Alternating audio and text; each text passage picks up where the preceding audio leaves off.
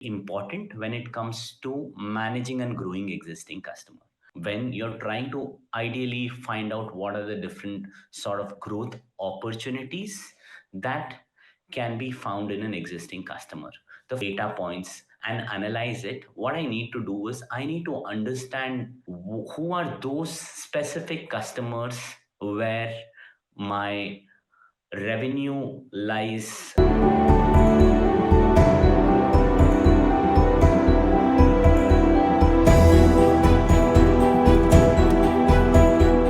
Approach each customer with the idea of helping him or her solve a problem or achieve a goal, not of selling a product or service. This is by Brian Tracy. And this is something which I feel is very, very important when it comes to managing and growing existing customer. You cannot run with the same approach when you are acquiring a new logo versus managing your existing customer. So this is something which has been my main fundamental principle when I'm managing an existing customer. In today's discussion, what we would actually get into is about managing and mapping existing customers to find out the growth potential in each and every customers. We'll try and understand what are the common challenges specifically in expansion. Remember one thing, expansion can only be done if an organization has that particular mindset of growth. And next, we would touch base on certain key metrics that is supposed to be tracked while prioritizing expansion opportunities. We'll get into one major aspect of expansion, that is the stepping stone, which we call it as retention, how retention can become a stepping stone for any expansion. Then we'll get a little deeper towards the approach that we are going to be focusing in order to facilitate expansion. That's more about a consultative approach, right? So when we get into all these details, we will understand about what exactly is the fundamentals and the strategy around expansion. But before even we do that, let's try and understand what is expansion. What is the entire thought process on expansion? It is all about extending its market revenue and customer footprint beyond the existing primary contract, right? And the strategies would include about entering into new geographies or new market, introducing enhanced product and services by the means of upselling and cross-selling to your existing customers, and also focusing on forming partnership, because you'll realize that partnership based approach will help you scale things to a very larger extent. And how can you do this? You can do this by getting into a better planning, deeper understanding of customer needs, and consistently communicating the value associated with a particular product, which is going to be very, very important at each and every growth milestone journey. Right? This is something which is going to be important. So let's first try and understand how to map existing customers to find out that particular opportunities. So this is an step-by-step process that each one needs to follow when you're trying to ideally find out what are the different sort of growth opportunities that can be found in an existing customer. The first step is segmenting. Segment your entire customer base across one particular parameter. It could be on the basis of vertical, it could be on the basis of annual recurring revenue, contracted annual recurring revenue, the consumption trends, or understanding the potential associated with that particular account. I call it as PAR analysis.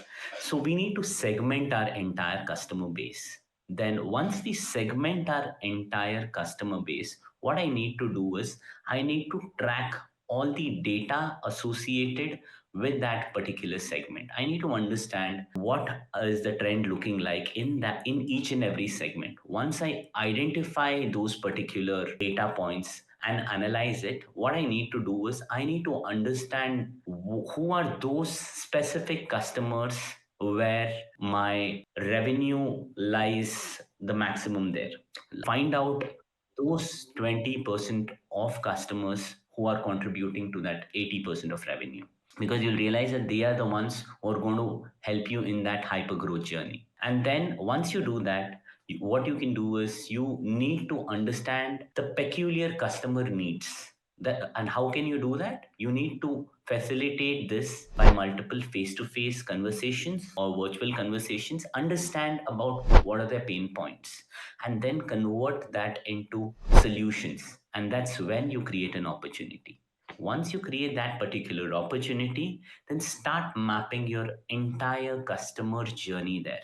When you're mapping this entire customer journey, what you need to do is you need to understand the stage of the life cycle within a customer.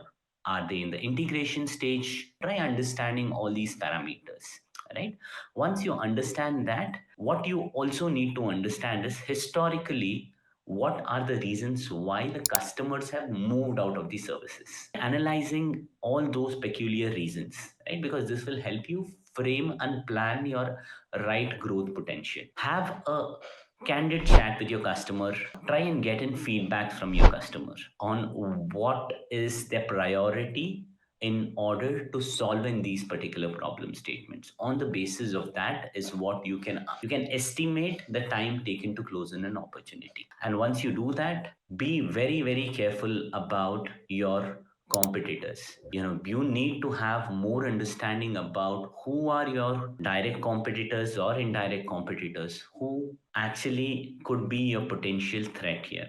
Try and understand those parameters, and then make best use of the data that you have collected and make a data driven decision. Then you'll realize that your probability of success would be far far higher. So this is my 2 cents specifically on how to map existing customers to find your growth opportunity. Now, once we have done this, let's try and understand about what are the typical challenges that's seen when you are trying to drive in conversation.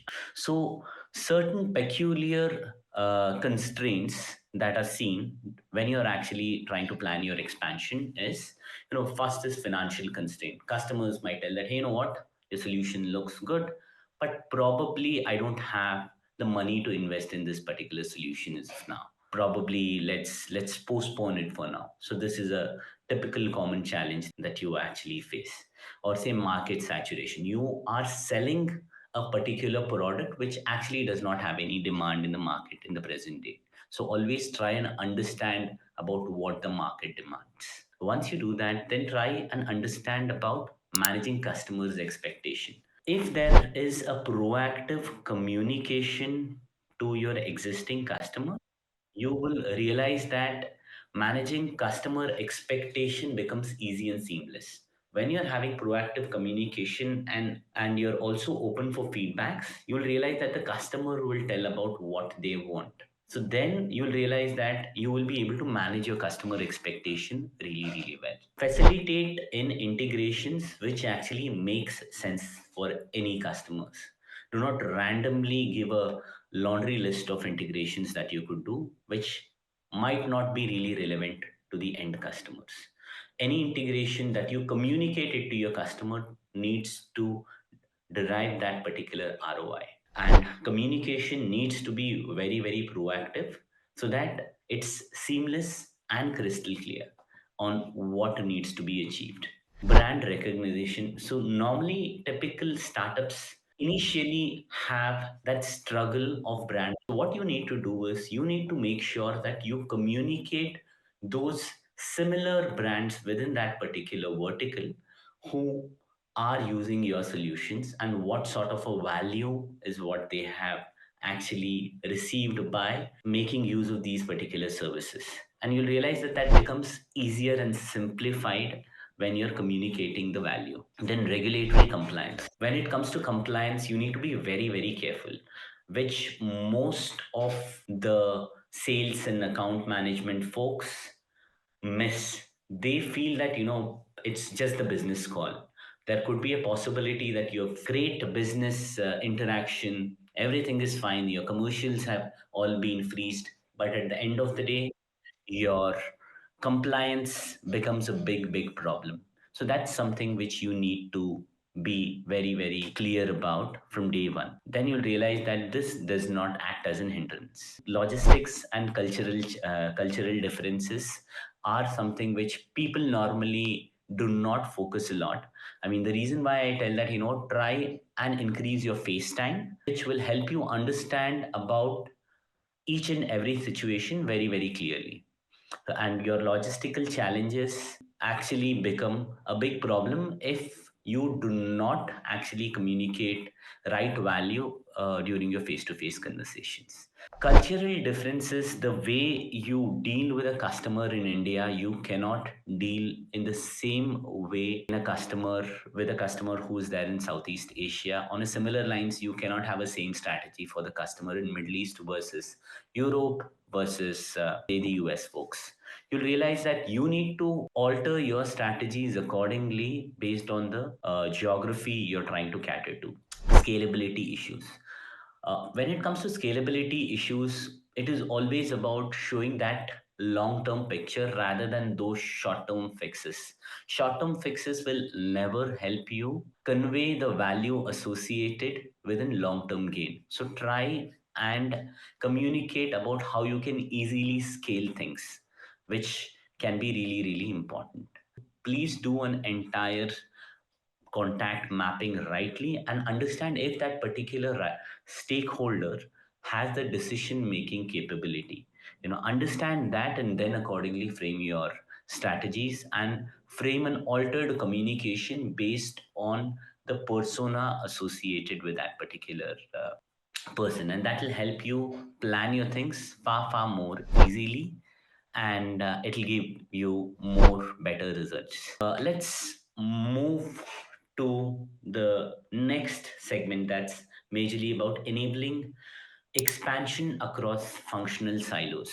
So this is something which I've seen becomes a bigger problem specifically for folks who are managing and growing existing customers.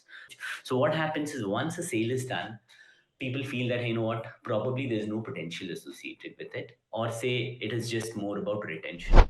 But what people miss about expansion is when you keep a customer happy, you'll realize that the customer is always open to do more and more business with you. And there can be a great positive word of mouth just because he or she's used the services from you.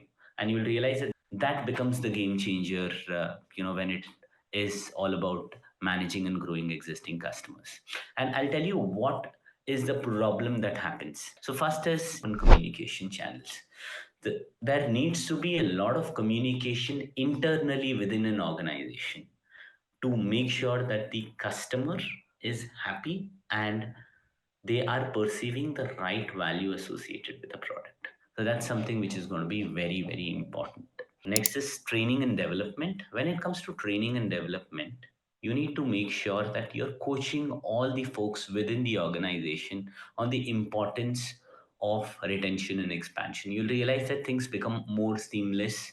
People start taking the sense of ownership, and they would be really, really happy with that of engagements. Encourage innovation. I've seen that, when we have tried having multiple conversations with, say, product folks, or say delivery folks, or even the marketing folks. So what I've seen is when we try and have an open conversation about a particular customer, you'll realize that there are multiple innovative ideas that could come, and those innovative ideas can actually be converted as expansion opportunities, right? And you'll realize that that's something which helps you in terms of converting and delivering more value. And this is something which I have actually seen in multiple customers, and I have tried replicating this across multiple customers and have been fortunate enough in delivering a lot of value there. And breaking down silos. See, departments within an organization is very common, but if you do not break that silos, you'll realize that this becomes a bigger trouble. Remember that you need to break in these silos. Once you break the silos, you'll realize that things are more seamless, more concrete, and you can get that delivered value that you are actually looking for. Next, support from top management is absolutely of prime importance, because once you get the support from top management, you'll realize that things can be scaled really, really well. Celebrate success stories.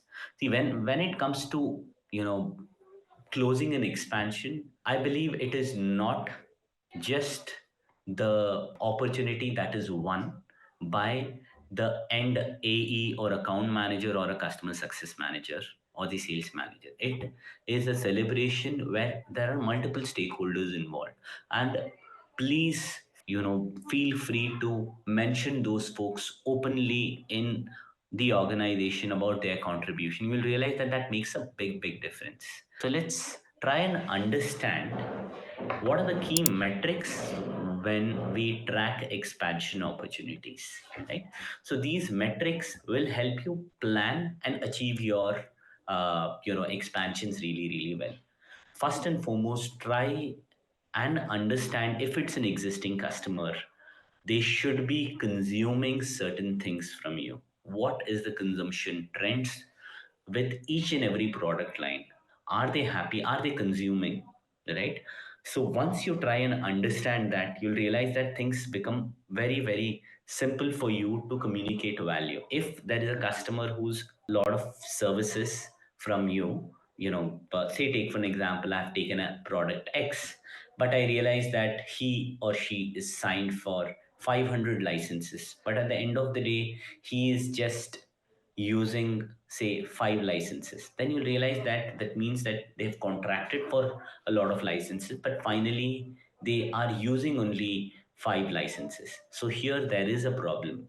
Do not wait for your customer to come back with a churn notice. Next is ROI on the expansion investment. If a customer has invested X and he or she is not deriving the value, then you'll realize that they will never expand with you, because they have slowly started setting up a perception in their mind, feeling that, hey, you know what, probably the other product lines also might not deliver the value, so probably let me discontinue the engagement. So make sure that you are communicating the ROI in a regular interval and tracking it really, really very often. Account receivable. Say if a customer is has signed for, say, probably, say, 5 services, and he's not actually paying for those services at all. You realize that their payments are pending for around 6 months, 7 months. Then there is a trend that you need to notice, that probably this is not the account that you need to start with when you are planning your expansion. You need to probably deprioritize this account for now. Try and understand about what are the problems and not pitch a lot of expansion opportunities there. NPS and customer feedbacks. Feedback from your existing customers regularly will help you sharpen your product and deliver the right ROI associated with it. So you need to make sure that you track the feedback from your customers regularly, and you'll realize that a positive NPS will showcase that the customer is happy with the existing services, and on the basis of that you can work on your expansion strategies. Customer advocacy. Remember that if a customer is really happy, he or she would be open to preach about the value that they have derived from the existing engagement. On at the same time, what they would also want to do is they would be open to innovate and try a lot of new initiatives with you, and you'll realize that there'll be easy revenue that could be delivered just if you keep a close track on the customer advocacy. Customer lifetime value. Just understand that, what is the value that is perceived by an end customer is going to be very important, and at what stage. So you will have to be very, very careful about what is the value that is perceived. Are they perceiving the value based on the timelines that they expect, that they will be delivering, that they would get the delivered value? Then that becomes a bigger important point and metrics for us to track before we get into our expansion journey. And customer retention rate. I've always kept telling about one point, that is retention is a stepping stone for any expansion. So make sure that you're retaining your customer really, really well. Then expansion will never be a problem with that particular customer. Customer segmentation performance. Try and segment your entire customer into different segments on the basis of a particular criteria, and understand that which segment of your customers are actually receiving the maximum value, and then go ahead and preach that as your USP. Talk to them on those lines, and you'll realize that if you're able to understand different sort of values with that particular customer, the same thing can be replicated across customers in a similar vertical, and that becomes an important key metrics for us to plan our things. Expansion churn rate. So what's expansion churn rate? So say, take for an example, you have gone ahead and closed your primary contract with your customer. Then you go ahead and do two expansion contracts with your customer. But if you realize that out of those two expansion contracts, customer has never gone live in both these contracts, that means there is a problem. So always try tracking your expansion churn rates well. So if say your both your contracts are actually not as per expectation, but then later on you'll realize that this becomes a bigger problem. You will realize that the customer will never be open to innovate with you, or say drive new projects with you, and that becomes problem more in a long term approach. Then next, moving on to your competitive performance. So people normally in the existing customer portfolio are not aware about the competitors who are already aware, or say are present in the market, and that becomes a big problem, and it's a big red flag. I've seen most of them ignore the competitors. They feel that, hey, you know what, I can actually give a average service, or probably I feel that customer is going to be staying with me, and I'll go with my own pace. I will not be communicating my customers about what are the new product lines that we have. But you'll realize that that becomes a big potential threat. All right. So understand about how your competitors are also innovating. Try and understand that, and that helps you simplify a lot of things when you are managing and tracking all these key metrics. Leveraging retention as a stepping stone for expansion. Right. So these are the 6 pillars which helps you in terms of making sure that your retention journey is actually helping you increase and give you more and more expansion opportunities. So let's start with experience. So a positive experience is something which can make a huge difference. Deliver exceptional customer experience. You'll realize that the customer will never think of switching from the existing provider and go to your competitor. So that's going to be very, very important. Always be open to listen to your customers. I've seen many of them feel that, there are companies where they feel that, we have the best product. Customer is not going to move out of our services. That's a myth that they have. So always be open to feedbacks, understand about what they want. On the basis of that, work on a plan. Have a consultative approach with your customer. Remember that each customer is different from the other. So offer personalized solution, and you'll realize that that is the key for any expansion within the customer. Communication. Proactive communication helps you in a very, very larger extent. And do not have a lot of assumption. Attention orientation. So measure all these key consumption and success metrics, and you'll realize that you can track your customers really well. And on the basis of that, you can plan your expansion strategies very seamlessly. And last but not the least, progressiveness, continuous improvements. Always try measuring and tracking if all these strategies have actually worked for you. If it has not worked, try and tweak, discuss. You'll realize that it will create a huge impact for you. Adopting a consultative approach for expansion. So what I need to do is I need to first make sure that I get into a customer account planning exercise where I try understanding about who are the key stakeholders within the organization. Try and analyze and make a plan around it. Also, have a clear plan on the existing consumptions that they are doing. And at the same time, what you need to do is you need to prepare a plan on what you want to achieve as an end goal. Identify your cross sell and upsell opportunities. Once you do these planning exercise, then you need to go a step deeper and identify your customers problems and convert your product lines into solutions for your customers, because of which they could actually get the end goal of ROI, right? So try and do these exercises. Tailor solutions based on the identified problem. Find out the problems, associate your solutions accordingly. Have an entire solution based approach. A solution based approach always showcases the entire journey. The storytelling helps you in terms of conveying value, right? That's where you communicate the right value at the right time to the right stakeholders, right? Consultative selling. Always keep consulting your customer. Tell them about why this is going to be the game changer for them, and be open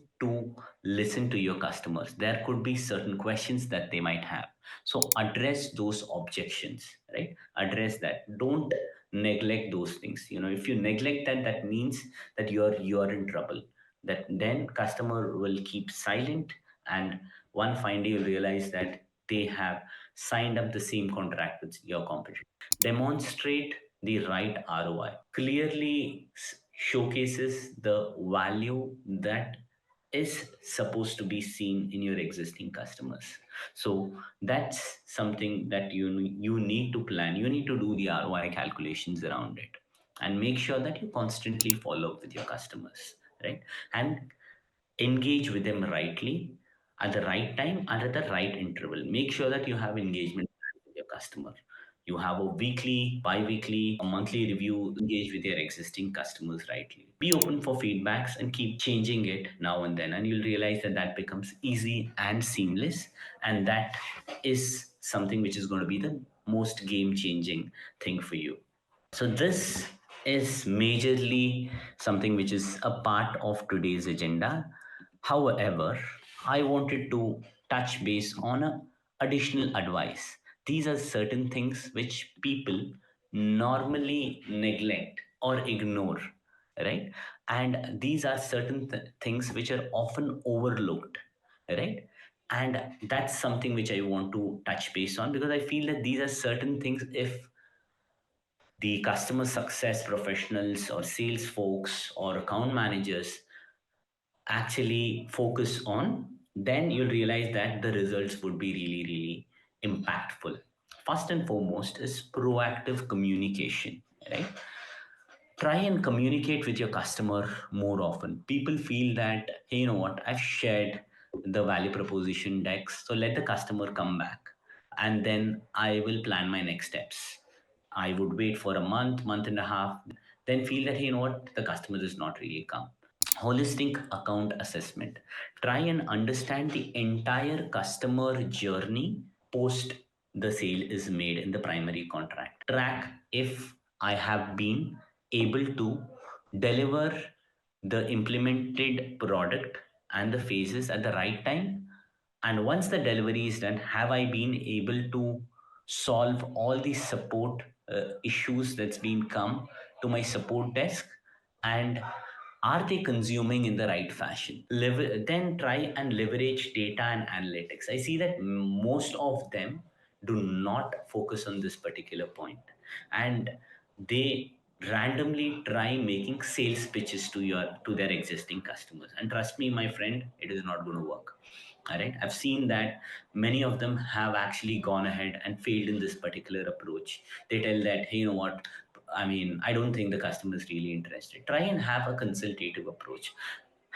Make use of data points, right? Their existing data points, and you'll realize that the customer would feel that, hey, you know what, this person understands the details of my existing business. A collaborative approach with all your internal stakeholders is very, very important. Delivery of the existing contract is screwed up, then you'll see that the customer would not want to expand in the offerings. Your delivery plays a vital role. There could be a possibility there are certain things that your product is promised to deliver but they have not delivered, then that becomes a big problem. So make sure that you have a collaborative approach when you're interacting with all the interdepartmental folks, and you're communicating them about why this particular thing can affect us in a long run. What is the problem that this? So when you try and have these communications, candid communications, you'll realize that that helps in terms of solving the end result of expansion and breaking those barriers within internal departments. Increase face time. Most of them, feel that if there is an issue, let me not go in front of the customer, and I feel that's where they lose the battle. You need to make sure that you increase your face time, you communicate that particular value, you talk to your customers wherever possible. Go ahead and increase your face time. You'll realize that that helps you in terms of acting as a consultant, and you'll realize that that will get you more output as compared to any other approach. Customized value proposition, like I was earlier mentioning that, each customer is unique. So try and understand the details of your customer. What sort of business model they have, what is it that they are expecting in their financial plan, what is it that they are expecting in this particular financial year, and accordingly try framing your strategies there, right? And be open for feedback. Incorporation of feedback is very, very vital. Understand your competitors about what they are doing, what sort of innovation are they doing, what is it that probably we as a team are missing. That's something which you need to constantly communicate it back to your product teams. You'll realize that that helps the product to shape in the right direction. At the same time, your customers are really, really happy. Then moving on towards the eighth point, that's competitor awareness. Understand about your competitors.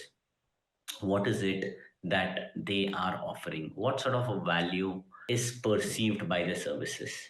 It that they are trying to showcase it as their USP. So get into all these details, and you'll realize that every competition seems to be a cakewalk, and you are able to ace in your engagement with your customer very, very well. Then the ninth point, that's your timely renewal.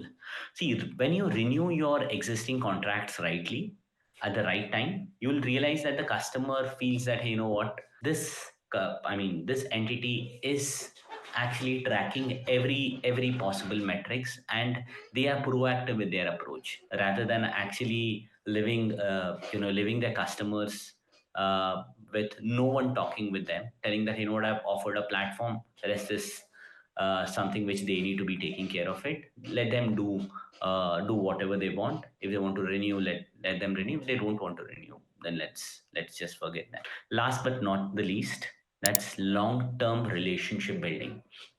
Make sure that you are building a relationship with your customer in such a way that that the customer is open to share about his pain points, and you are framing solutions and not selling him products, right? And that really, really helps and makes a difference. So make sure that you are strengthening your relationships with your customers, and that actually makes a huge difference in terms of planning and predictability of your expansions. So, with this, I conclude my masterclass with Juno School of Business.